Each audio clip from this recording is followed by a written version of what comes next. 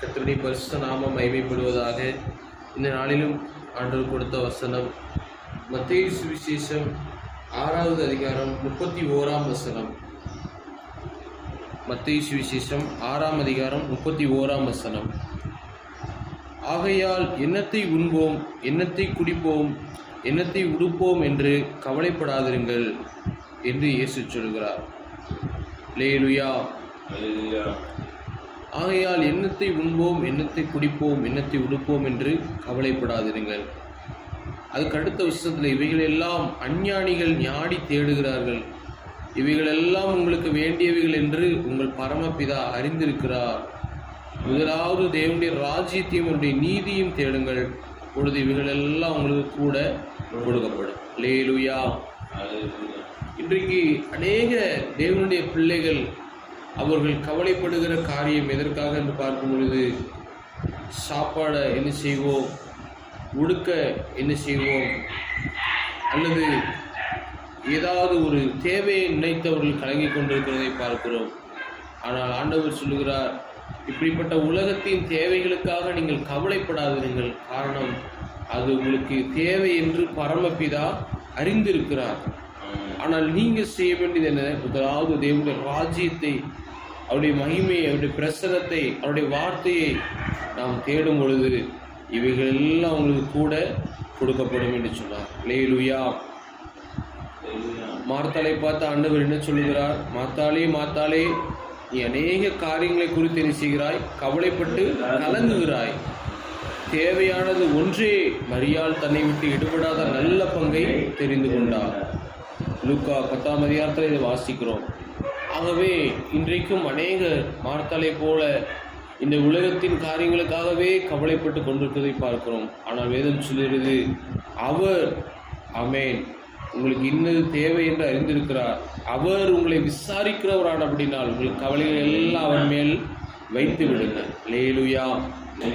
ஆகவே இனிமேல் ஒரு தேவனுடைய பிள்ளை சாப்பாடுக்காக, ட்ரெஸ்ஸுக்காக, அல்லது நாளைக்கு ஃபீஸ் கட்டணும், எதுக்காகவும் கவலைப்படக்கூடாது.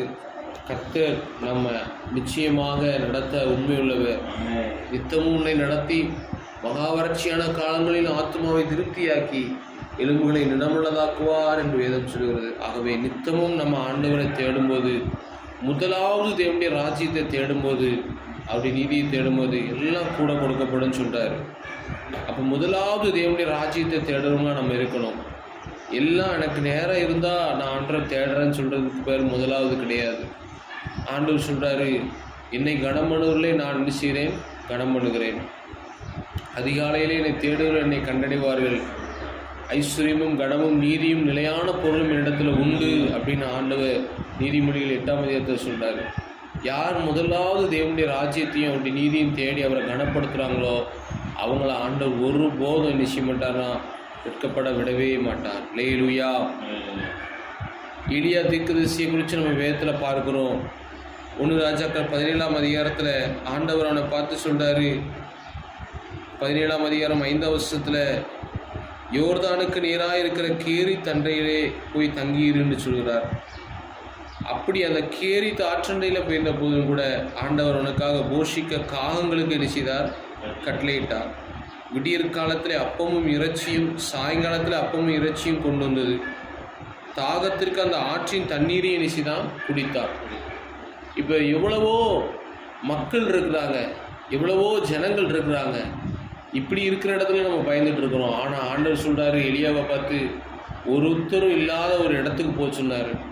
அங்கே போன போதும் கூட போஷிக்கிறதுக்கு ஆட்கள் இல்லாட்டியும் கூட ஆண்டவர் வானத்தில் பறக்கிற காகங்களுக்கு என்ன செய்தார்? கட்டளையிட்டார். அதனால தான் எதுவும் சொல்லுறது, கர்த்தரை தேடுதலுக்கோ ஒரு நன்மையும் குறைப்படாது. ஏன்னா அந்த எலியா எப்படிப்பட்டவன் அப்படின்னா, 1 ராஜாக்கள் 17:1 சொல்லும்போது சொல்கிறாரு, கர்த்தருக்கு முன்பாக நிற்கிற நான் அப்படி சொல்கிறார். தேவனுக்கு முன்பாக நிற்கிற ஒரு பிள்ளைய ஆண்டவர் ஒரு நாள் கைவிடவே மாட்டார். ஆமென். விசுவாசிப்போம். கர்த்தரை உண்மையாய் முதலாவது அவருடைய ராஜ்யத்தை நீதியும் தேடுங்கள், அப்பொழுது இவைகள் எல்லாம் உங்களுக்கு கூட கொடுக்கப்படும். தேவையானது ஒன்றே. மரியாள் தன்னை விட்டு எடுப்படாத நல்ல பங்கை தெரிந்து கொண்டது போல நாமும் தெரிந்து கொள்வோம். கர்த்தர் தாமே நம்மை ஆசீர்வதிப்பாராக. God bless you.